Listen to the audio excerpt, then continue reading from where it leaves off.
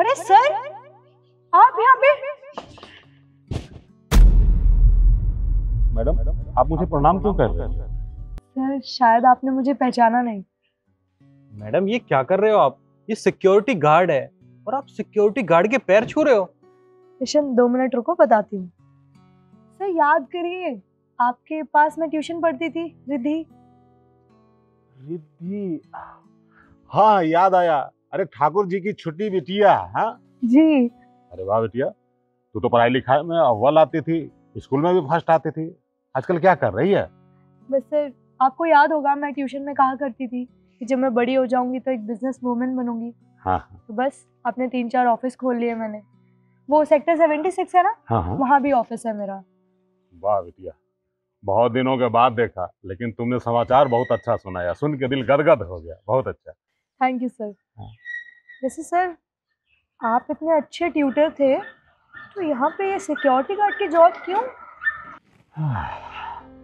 अब क्या बताऊं बिटिया, अरे मेरी पत्नी का तबीयत बहुत खराब हो गया था और उसकी तबीयत खराब होने की वजह से मैंने ट्यूशन पे ध्यान देना कम कर दिया। तो गार्जियन ने अपने बच्चों को मेरे यहाँ से हटा लिया।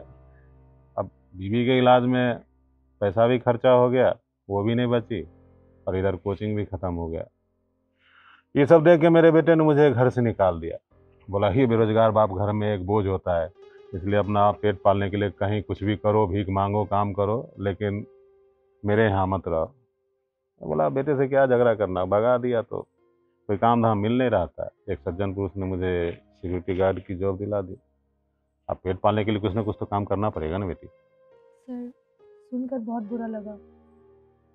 देखिए, मुझे बिल्कुल अच्छा नहीं लगा कि आप यहाँ पे सिक्योरिटी गार्ड की जॉब कर रहे हैं। पर खैर छोड़िए, अच्छा हुआ आप यहाँ पे मिल गए मुझे। आप मेरे ऑफिस में मेरे साथ काम करिए।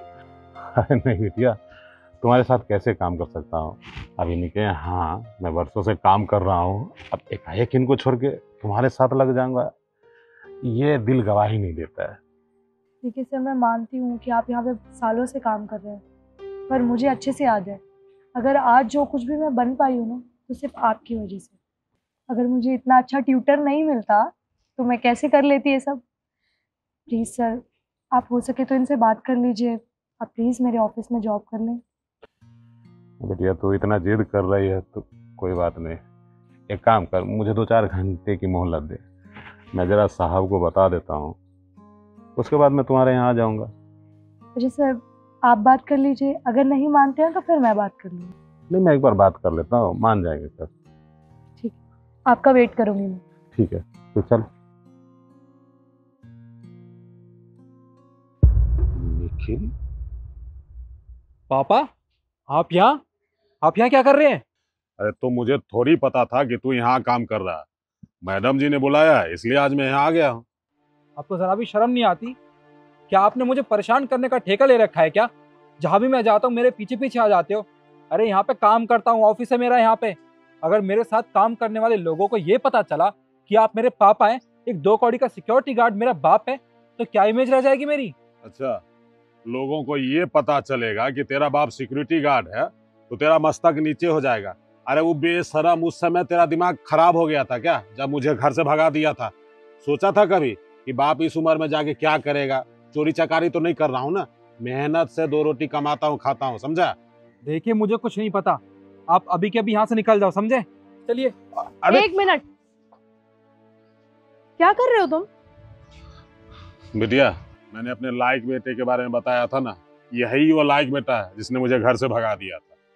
ओह अच्छा, तुम ही हो वो जिन्होंने अपने पापा को उन्हीं के घर से निकाल दिया। तुम्हें शर्म नहीं आती ये सब करते हुए?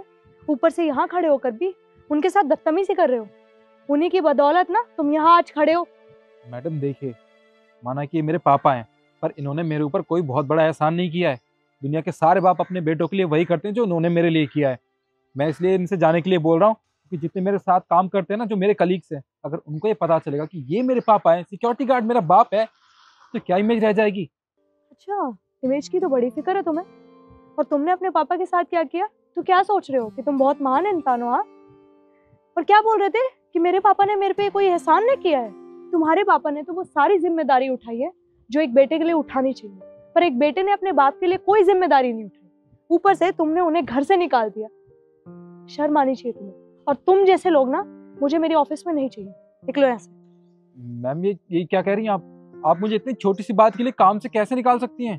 छोटी सी गलती है, तुम्हारे लिए छोटी सी गलती होगी, पर मेरे लिए ये बहुत बड़ी बात है।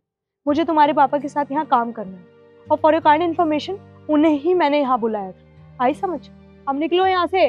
Ma'am I am sorry, please मुझे माफ कर दीजिए। मैंने बोला ना तुम्हें, जाओ यहाँ से। सर आइए। हाँ बेटी।